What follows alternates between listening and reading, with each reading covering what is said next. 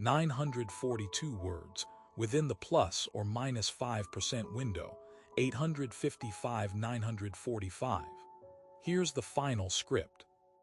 In 1950, Frieda Langer left her hiking camp near Glastenbury Mountain, Vermont, to change out of a stream-soaked jacket, and never returned, despite walking a trail she had hiked dozens of times, with over 300 searchers combing 5 square miles of forest for 7 months, turning up nothing until her body appeared in a clearing already marked searched. Frieda Langer was 53, a seasoned outdoorswoman who had camped in the Green Mountains every autumn for over a decade. On October 28, 1950, she and her cousin Herbert Elsner set out from their hunting camp for a short afternoon hike along a stream near Somerset Reservoir. It was cold, clear, mid-50s Fahrenheit. Around 2 in the afternoon, Frieda slipped crossing the water and soaked her jacket to the waist. She told Herbert she would head back to camp, half a mile away, to change into dry clothes. He kept walking the loop trail, planning to meet her there within the hour. She knew the path. She had walked it before. Nothing about the moment suggested danger.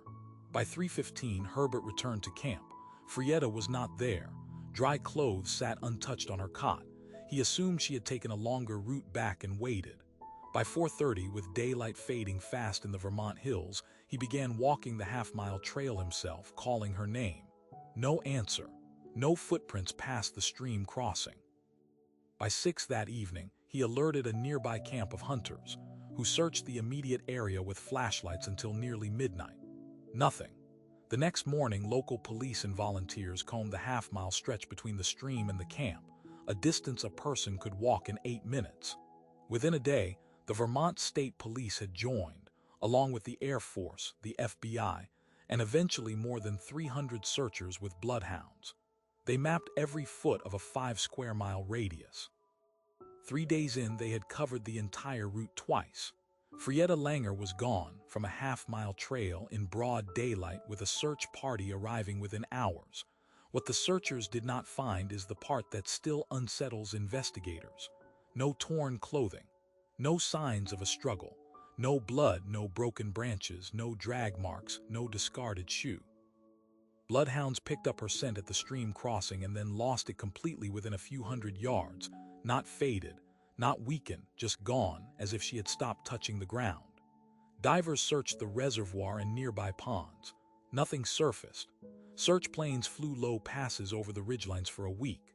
Ground teams walked grid patterns through Glastenbury's dense pine forest, marking cleared sections with flagging tape so no ground would be missed twice. They found nothing that autumn. Nothing that winter. The search was formally suspended in November 1950, one of the largest manhunts in Vermont history, having produced not one physical trace of a 53-year-old woman last seen half a mile from a warm cabin. Investigators settled on the simplest explanation: exposure. Frieda had gotten disoriented after her fall, wandered off the marked trail in wet clothes, succumbed to the cold overnight, and her remains had simply gone unnoticed in the forest's thick undergrowth. It fit the terrain. Glastenbury slopes are steep and heavily wooded, easy to lose a trail in. It fit the timeline. October nights in the Green Mountains regularly dropped below freezing. Search officials cited it publicly. It was the theory that let the case close without implying anything stranger than bad luck and bad weather. For a while, it held. Vermont's newspapers moved on. The forest, everyone assumed, was simply too vast to search perfectly. Remember the scent trail that stopped cold at the stream? That detail alone should have ended the exposure theory. Bloodhounds do not lose a fresh scent within a few hundred yards on flat, damp ground. But the theory broke completely once investigators looked at the wider timeline. Frieda Langer was not the first person to vanish in this stretch of forest. In November 1945, hunting guide Mitty Rivers disappeared on a trail 4 miles away, leading a group of hunters he knew by heart, gone between one step and the next, never found.